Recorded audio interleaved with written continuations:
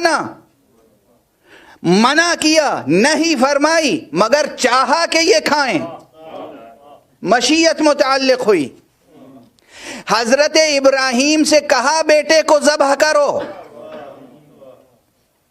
امر کیا نا، مگر چاہا نہیں کہ بیٹا ذبح ہو۔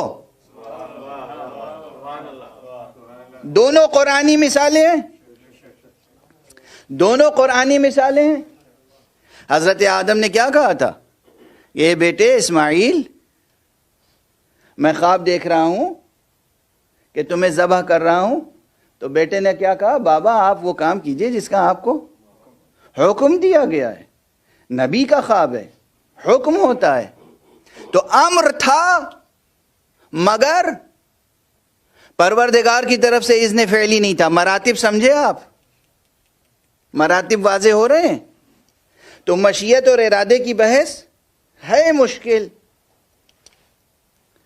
اور جہاں مشیت کے بعد ارادہ بھی متعلق ہو جائے تو معلوم ہوا کہ علم الہی میں بھی ہے، مشیت میں بھی ہے، ارادہ بھی متعلق ہے، رضا بھی ہے، تو پھر ممکن نہیں ہے کہ وہ کام متحقق نہ ہو۔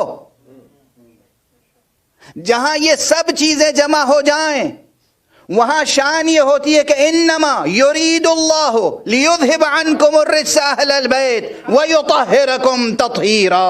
ایک صلوات پڑھ۔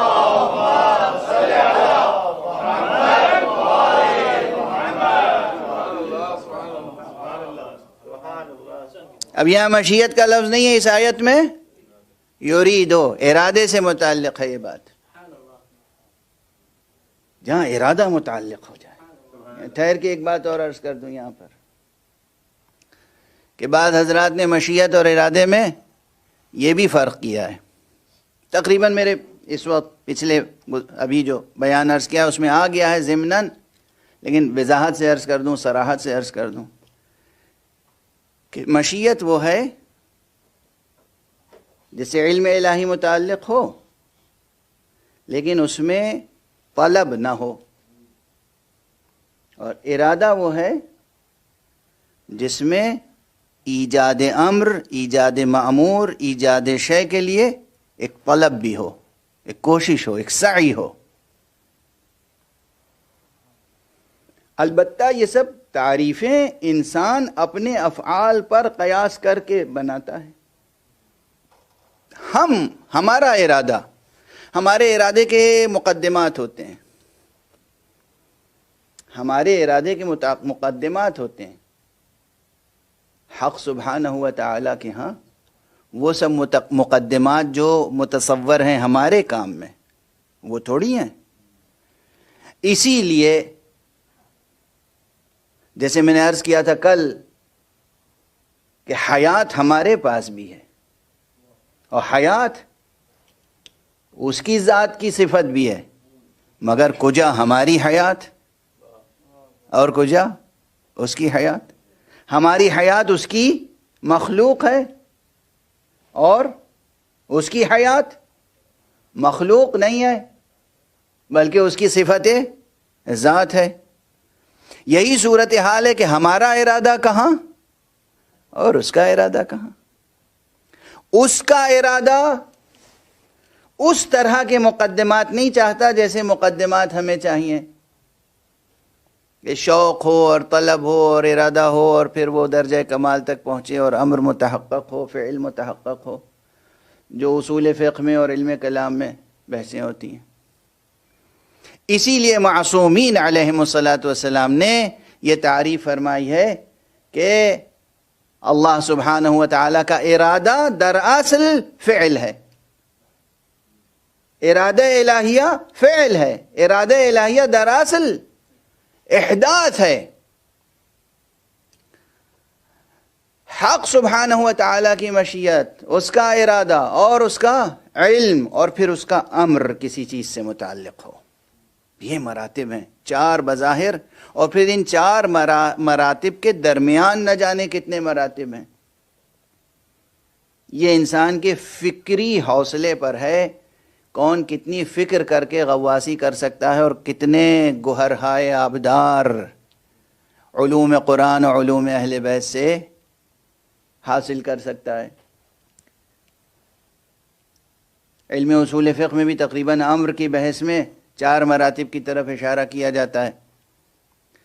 تو آج یہ گفتگو جو ارادے اور مشیت کے معنی سے متعلق تھی یہاں پر ذرا روکوں اور کچھ اس گفتگو کی طرف آگے بڑھوں کہ جو کل اشارہ کیا تھا اور بعض حضرات کے ذہنوں میں یہ ہے، بار بار یہ بات آئے گی کہ حق سبحانہ و تعالیٰ کی مشیت کی میں نے تعریف جب یہ کی کہ مشیت یعنی وہ ارادہ حق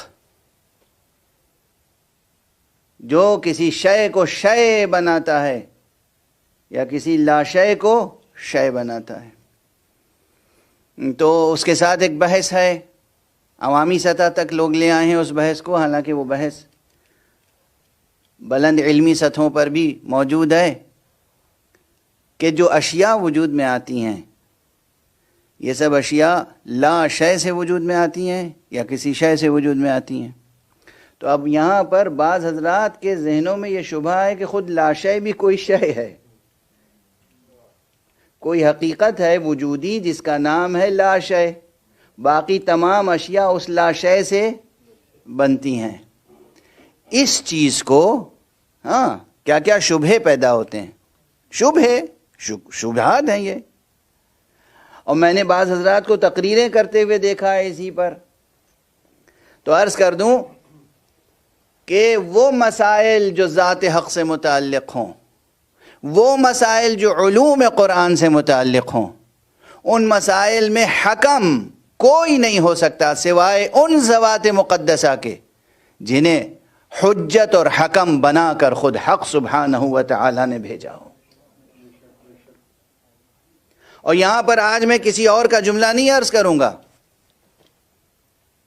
آج اس ذات گرامی، اس مرکز بیت عصمت کے جملے کی طرف اشارہ کروں گا جو مرکز بیت تطہیر بھی ہے۔ ابھی میں نے پڑھی تھی نا آیت آپ کے سامنے، انما یرید اللہ لیذہب عنکم الرجس اہل البیت ویطہرکم تطہیرا۔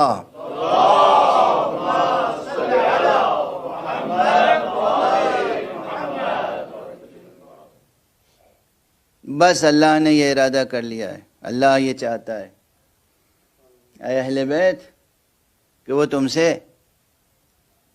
رجس کو دور رکھے، اس طرح کے جو دور رکھنے کا حق ہے۔ دور رکھے ترجمہ کیجئے گا، دور کرے نہیں، دور رکھے ترجمہ کیجئے گا تو کچھ اور ہستیاں نظر میں آئیں گی، اور دور رکھے ترجمہ کیجئے گا تو پھر کچھ اور ہستیاں نظر میں آئیں گی۔ اور کچھ ہستیاں ایسی ہیں جنہوں نے ایسے افعال انجام دیے ہیں کہ دونوں ترجمے میں کچھ بھی کر لیجئے وہ داخل آیہ تطہیر نہیں ہو سکتی۔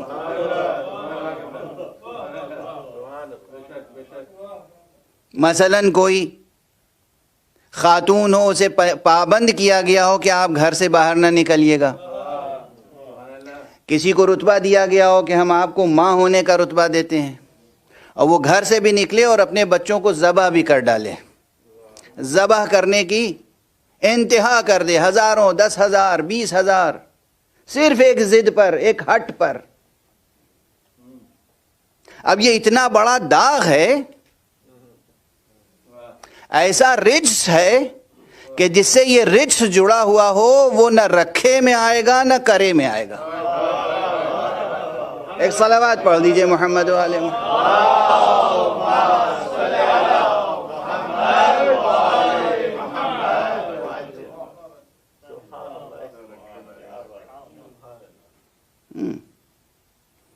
اس لیے کہ آیت تو پہلے نازل ہو چکی تھی، اگر رکھے یا کرے میں بھی شامل ہو جاتی تو بعد میں یہ کرتی نہیں۔